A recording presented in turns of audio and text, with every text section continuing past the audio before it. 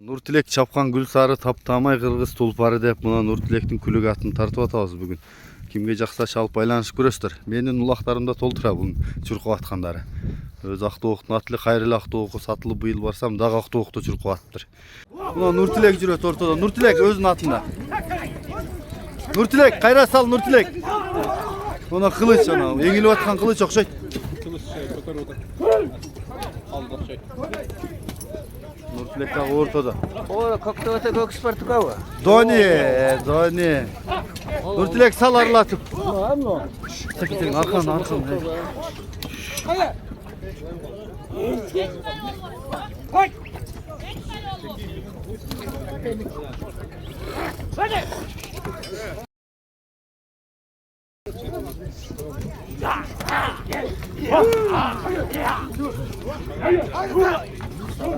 Sarat öttü gördün mü?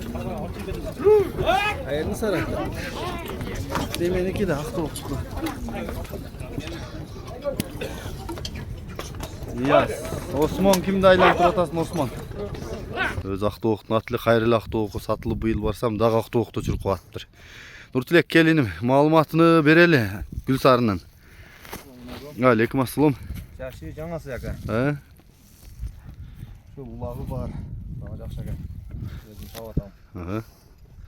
Bunun 250 kam var jakın yakan. 250 kemi var. Çabuk kör alsın ha? Çabuk görüp tünel olsa болады. 1-2 айдын уланы тытабы? O yakan. Bize çabuk eме kıltam. Jakşı yakan. Biraz yaş bolan eме kılıp çabuk деген адам olsa büyüyt da. Jakşı. Менин байкашымча чурк айтатың ha? O yakan. Жүгүрөт jakşı. An senden murun kim ayodunderde öyle? O, ulaşakada o. Ulaşakada. Ova. Yaxşı eкен. Буга биз улактарын да кошуп өтөбүз. Бүгүн дагы чабасыңбы? Бүгүн да чабылат ака. Жақсы екен.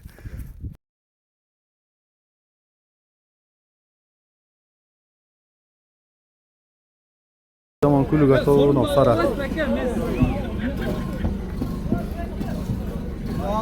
Nurtilek öyle. Türkme turlanı. Nurtilek açtı.